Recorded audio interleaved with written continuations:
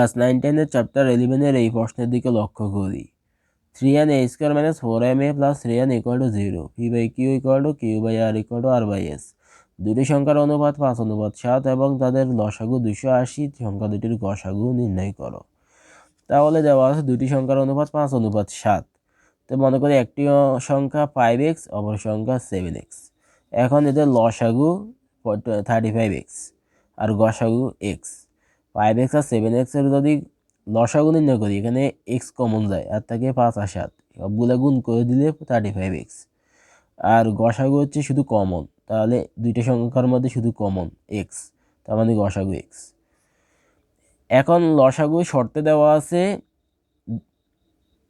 280, তার মানে শর্ত মতে 35x ইকুয়াল টু 280, 280। তাহলে x ইকুয়াল টু 35, এখানে গুণ আছে, এটা ওর পাশে গেলে নিচে চলে যাবে, ভাগ কাটাকাটি করলে 8, তার মানে x এর মান হচ্ছে 8।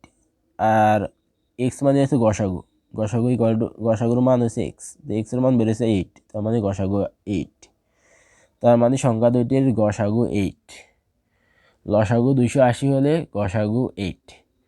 খ নাম্বারে বলছে প্রমাণ করো যে a equal to 2m plus 3n whole to the power half plus 2m minus 3n whole to the power half by 2m plus 3n whole to the power half minus 2m minus 3n whole to the power half, অর্থাৎ এর মান 8।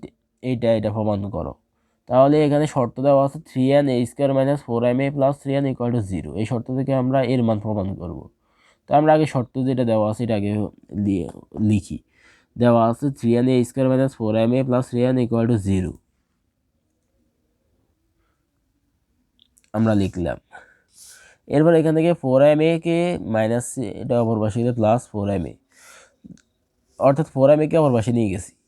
এরপর এখান থেকে 3n common দিয়েছি, আর 4m a কে লিখতে পারি 2m into 2a। তারপরে এরগুলাকে এক পাশে নিয়ে গেছি, আর m এরগুলা এক পাশে নিয়ে গেছি। এরপরে উভয় পক্ষে যোজন বিয়োজন উপরে এবং নিচে করেছি। এরপরে সাজিয়ে লিখছি।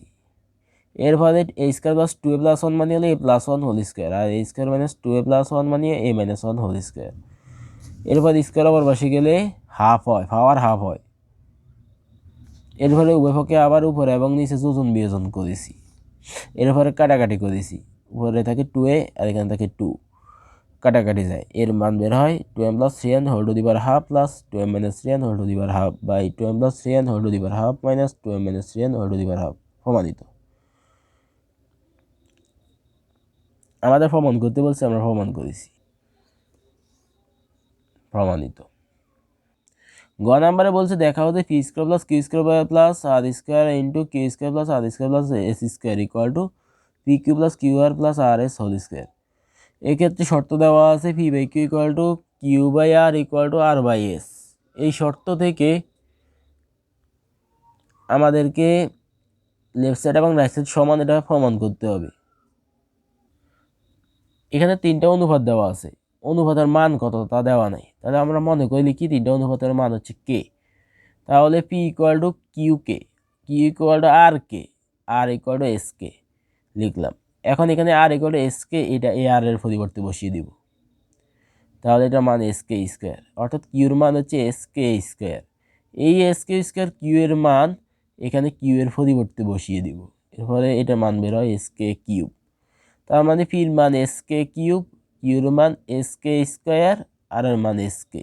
এখন লেফট সাইড মানগুলো বসিয়ে দিব, পি কিউ আর এর মানগুলো বসিয়ে দিব, এরপরে পাওয়ারগুলো বসিয়ে দিব।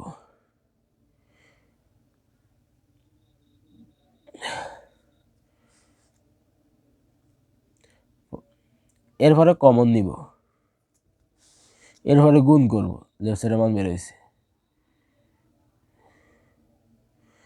রাইট সাইডের মান এবার লিখি, এরপরে পাওয়ার মানগুলো বসিয়ে দিই, তারপরে গুণ করি, এরপরে কমন নিই,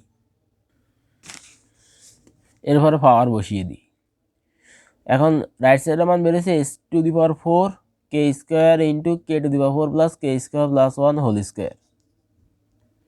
লেফট সাইডের মানও বের হয়েছে S to the power 4 K square into K to the power 4 plus K square plus 1 whole square. তাহলে লেফট সাইড আর রাইট সাইডের মান সমান বের হয়েছে, তাহলে লেফট সাইড আর রাইট সাইড সমান, শুড দেখানো হলো। আমাদের প্রশ্ন বলছে প্রমাণ করো, আমরা প্রমাণ করে ফেলছি। আজ এই পর্যন্ত, সবাই নিয়মিত ক্লাসগুলো দেখবে। আল্লাহ হাফেজ।